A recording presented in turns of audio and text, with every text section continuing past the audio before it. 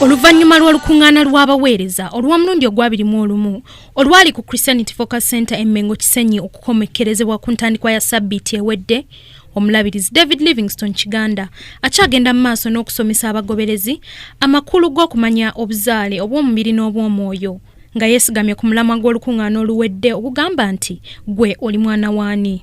Omulabirizi asoomoozezza abagoberezi abatambula mu butamanya ne bagoberera abantu be bayita bakitaabwe ate nga si be bo abakalaatidde okuwulira eddoboozi ly'abakitaabwe beezuule olwo benyumirize mu kituufu kye bali eky'okubeera abaana ba Katonda. Waberewo eddoboozi eryo lya kuzaala, oddemu owulire eddoboozi lya kitaffe ali mu ggulu mu linnya erya Yesu.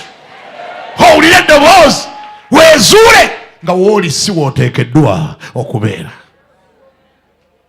nga bw'olya si bw'oteekeddwa okulya, nga byoyambala si byoteekeddwa okwambala, nga bweweeyisa si bw'oteekeddwa okweyisa.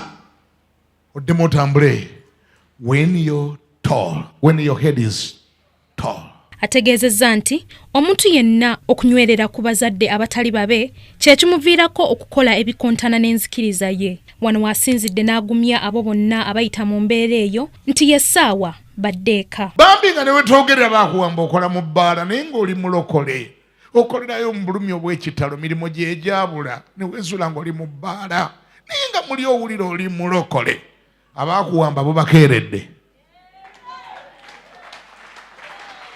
Si kulimba, abakulina bo bakeeredde bakusibule nga bukyalaba. Kubanga essanduuko eneetera obbatabukira. Oli ssanduuko eyawambibwa. Ekitiibwa kya Mukama kyakulimu, ensigo ya Katonda ekyakulimu, erinnya lyo likyaliyo eri. Taata akyakumanyi ajja kukola buli ekisoboka mpaka ng'akununudde mu linnya erya Yesu.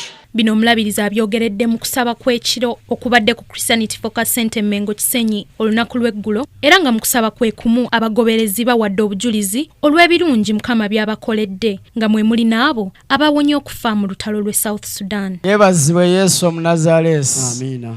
Amannya n'eddoboozi bampita Lakesita. Ani? Lakesita Sebo. Mbadde nsabira ku Big God International Revival Ministry esangibwa mu kibuga Juba.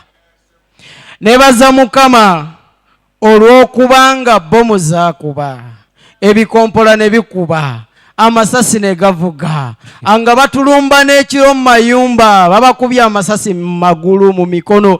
Naye nagamba Mukama nga nfukamidde mu nnyumba yange nti bw'onzije Juba n'onzize Uganda nga ndi mulamu, ndi kuweera obujulizi ate ndi buweera mu kyaki y'omusumba Kiganda. Ku lwa Kingdom TV, Madrid Nabukeera, amalindirire.